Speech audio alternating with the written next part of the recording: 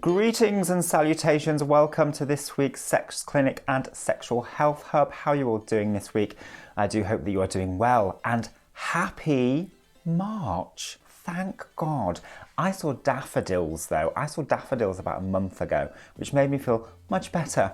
So if you are struggling still coming out of that horrible winter period, if you are in the Western Hemisphere, then just take a moment to have a little look around, because that always makes me feel a little bit better. If I see some snowdrops or daffodils or maybe even other flowers now, because it's getting a little bit warmer, and I didn't have my heat on for about a week, which is great. Random. Okay, first question on the Sex Clinic this week. The only question on the Sex Clinic this week. I work in the adult industry. I struggle to make friends. I think I've found other ladies to be friends with, but after a while they either disappear or, weirdly, they steal my clients and then badmouth me online. What's wrong with me? Well, darling, there's nothing wrong with you. Not a stranger to controversy, me. So I'm going to be controversial, but I do... Oh my God, I suddenly feel really sad. I do think that a lot of people will resonate with this, and I also think a lot of, especially ladies actually who work in the business, obviously all genders work in the business, but especially ladies, because I've seen this a lot. I've seen this with friends who work in the industry. I've seen it a lot with people commenting online, especially on Twitter, saying, you know, what's going on with the bitching and the backstabbing and stuff like that. The controversial thing I'm going to say to you, darling, but I really hope this makes sense. Firstly, there is absolutely nothing wrong with you. Okay, you just want to make a genuine heart connection with people who work in the same business as you, so that you don't get judged, you don't get stigmatized, you can talk about work, and it's just like, oh, thank God, because it gives you that relief. But the controversial bit that I'm going to say is sex work is hustling. That's the nature of the business. And there is something about...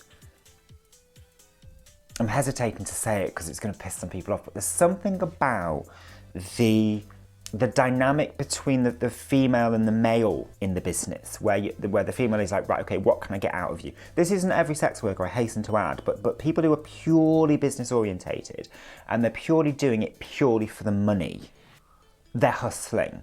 It's what can I get out of this person? And they'll try and get as much as they can, usually for free, and or, you know, get paid a shitload of money for it. So what's happening, I believe, is they're kind of transferring that hustling attitude. And I've experienced this personally, which is partly why I'm sharing this with you. And they're transferring it onto you. They may not know they're doing it. Yeah, it may be habitual, natural just way that they survive, if you like, and they'll pick you up and throw you out when they're done with you.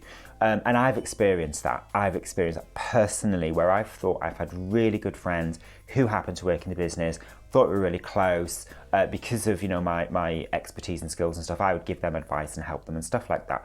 And then they'd chuck me away. They'd either just completely ignore me, or they'd just be really rude to me. And it's like, what did I do? Didn't do anything. I was just being genuine, and unfortunately they weren't. So I want to remind you of that. And I think a lot of workers know this. Yeah, especially workers who struggle to find that sense of community.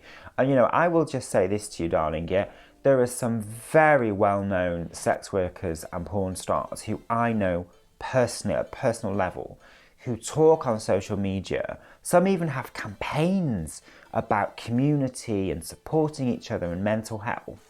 And they're just as throwaway culture as anybody else. And I'm like, how can you have done that to that person in private that I know about, and then publicly say, this is about community, we need to support each other because we're stigmatized, when you're doing the same thing?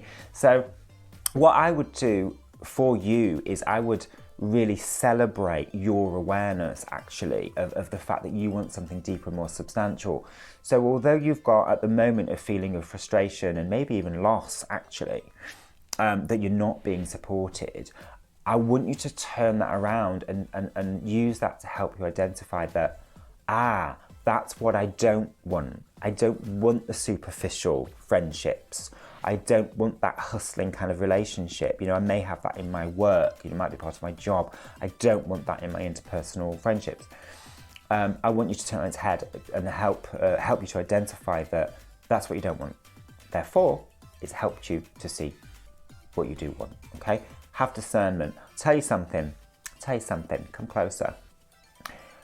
I've lost a lot of friends recently. I say friends.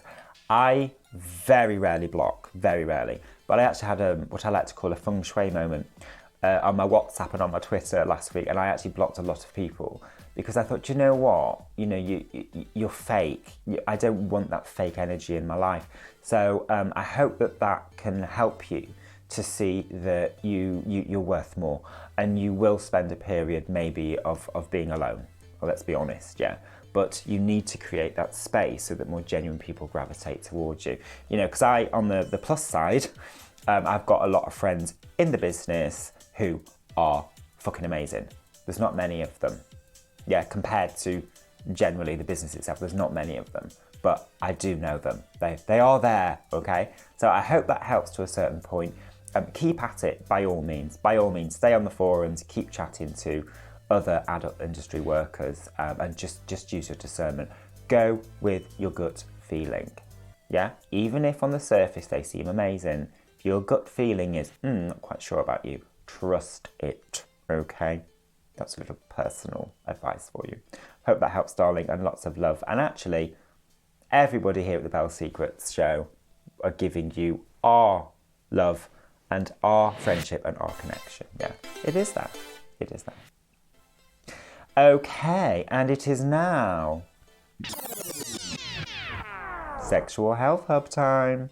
So, what am I talking about? Can't remember. Oh yeah, Sexual Health Hub this week is chastity safe, right? I've actually been dying to talk about this, but I am going to be brief because the Sexual Health Hub is brief. And I'm going to be really naughty because a lot of people won't like this, but chastity is not good for you. It's not good for you, and it's not safe. Now, have I put people in chastity? Yeah. From a sexual point of view, it's no different from any kind of sex act that's quite hardcore and extreme. From a physical, biological, medical point of view, it's probably not the best thing to be doing, yeah? To have your cock caged for months at a time, it's just not good for you. And long term, you're going to cause yourself problems. You just are. From superficial skin damage to deeper urethral problems, kidney problems, and all the rest of it. So my answer is no. Long term, it's really not safe. But we're human beings. We get a kick out of it. Yeah. The sub gets a kick out of it. The dom gets a kick out of it. Yeah. So what do? We harm reduce. Personally, I only keep people in chastity for a 3-month maximum rather. And I know a lot of DOMs actually let them do that for longer. But personally, I think a 3-month maximum is less harm. I don't think it's necessarily no harm, okay? So for all of you into fetish and chastity and all the rest of it, sorry, but as usual, gotta be honest, right? Longer term, chastity, not great.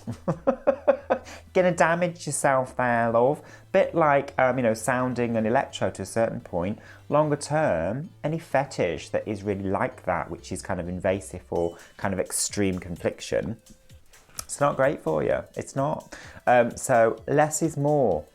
The way I like to look at this is if you're going to do something that may not be like completely great for you, I'm talking physically, obviously there's a psychological kick and maybe even an emotional benefit from it, but I'm talking physical, medical here. If something is not great, not the best thing to be doing, you're just going to do it as safely as you possibly can and less than you perhaps would want to.